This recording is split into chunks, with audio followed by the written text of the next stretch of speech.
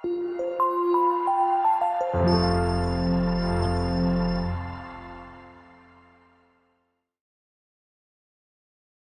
about talking about this thing, which is the conditionals. This is the first lesson we're going to talk about. Firstly, let's talk about the conditionals. The conditionals, which is simply the if clauses, you know, when we say about something, if you do this, then this will happen.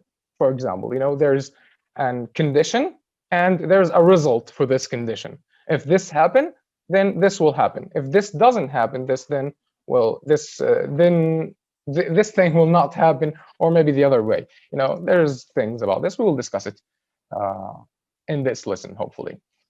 As you can see, for example, if you work out, you will lose weight. So this is a condition, if you work out, and this is the result. So if you do work out, then you will definitely lose weight. But if you don't work out, you will gain weight, or maybe you will not lose the weight. Anyway, we will see. Okay, let's take another example about this. For example, we say, if you study hard, you will be successful. So this is an if condition. We call it an if clause. And this is the result. You will be successful. Okay, let's see here. Which statements are always true? Which statements are true for you now? Okay, some statements are always true. For example, these statements are facts. Okay, when we talk about facts, for example, if you freeze water, it will turn to ice. This is a fact. Okay, so it is always true. So no matter the time, no matter the place, wherever you are, if you freeze the water, it will always turn to ice.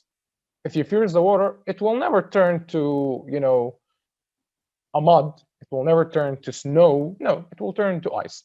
So this is, you know, a condition, as you see here. If you freeze the water, freezing the water is a condition, and the result that it will turn to ice. The water will turn to ice. This is something that is always true. Okay. By the way, if you think that I talk fast, tell me please, so I can slow down. Okay. Sometimes I just, you know, don't feel myself, and I just go, woo. So if you think that I'm talking fast, please tell me, and I will slow down my words. I mean, if you don't understand me. Okay, another example. We say, if you exercise, you will be healthy. This is also something, a fact, let's say, something always true. If you exercise, you will be healthy. Something true. If you study, you will pass your exams. You know, this is something true as well, but let's say it's true for now. You know, because you only have exams right now. If you don't have exams, then there's no point of studying right now. So, but it is, let's say, a general truth, not like a very fact. Okay, so if you study, you will pass your exams. If you work too much, you will get tired. This is as well a condition, and there is the result that you will get tired. Okay. If, for example, another example is about these conditions, because this lesson is all about the conditional statements. If we take the bus, we will arrive at the cinema on time. If we take the bus. If you are busy now, we can meet tomorrow. See, these are in the blue, cloudy shape or whatever. These are conditions. You know, always the condition starts with an if. Okay, so whenever you see an if in the word, at the beginning of the word, then know that the words that are after the if word will be a condition. So this is the condition. If we take the bus, then this is the result. You see, this is the result. We will arrive at the cinema on time. If you are busy now, this is a condition. We can meet tomorrow. If you need some money, I can give you some money. If he fails the exams, his parents will be mad or angry. So this is a result. If they are tired, they should go to bed. Okay, so generally these are some examples about the if statements. Let's break it down slowly and try to understand how these clauses works. Okay, So as you can see here, we saw two clauses or two sentences. The first one is here, for example, and the second one is this. Okay, the same thing. This is the one, and this is the second one. So these are clauses or sentences. It says here, this sentence has two clauses. Okay, there's an if clause, which is the first part. It always starts with if. That's why we call it if clause. And there is the result clause. Okay, the result clause usually, let's say, starts with will. I mean, or not. Let's say not start. It it includes will inside it. You will see by the time we take examples and so on. So, for example, if you do this, this will happen. If you do this, this is an if clause. Okay, this is how we do it. If you do this, this will happen.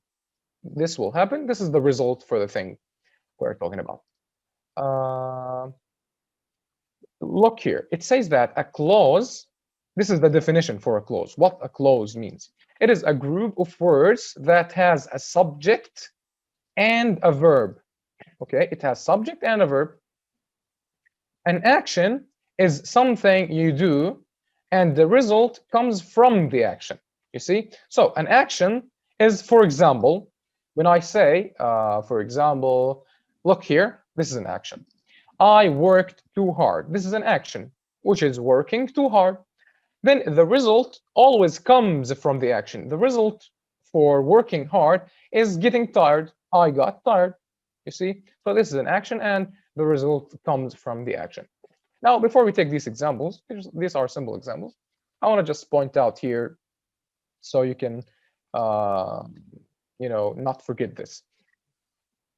Once more, a clause, mainly the if clause or the result clause, but generally the clause, it consists of subject and verb. Look here, when you say if you do this, this is a subject, and do is the verb. Okay, the same thing about the action. I, subject, and worked is the verb. Okay, it doesn't matter what kind of verb. Maybe it's a present simple, maybe it's a past simple, maybe it's present continuous, maybe it's something in the future, and so on. So it doesn't matter what kind of verb, just a verb in general. So this is how the clauses can consist of a subject and a verb. Always, there must be always a subject and a verb. Because subject always do a verb, and a verb is always done by a subject. So there cannot be a subject without a verb, and there cannot be a verb without a subject. So these two, the subject and the verb, always comes together. So as we say here, I worked too hard, I got tired. You ate bad food, see, subject, and ate is the verb. You ate bad food, you got sick. It's the same thing here as the result. You is the subject, and got is also the verb. You didn't water your garden. You is the subject, water is the verb. So the result, your plants died. Your plants, okay, here is a subject, but it is possessive subject, and died is the verb as well. Okay, so this is how the clauses works. Anyway, we will take more examples.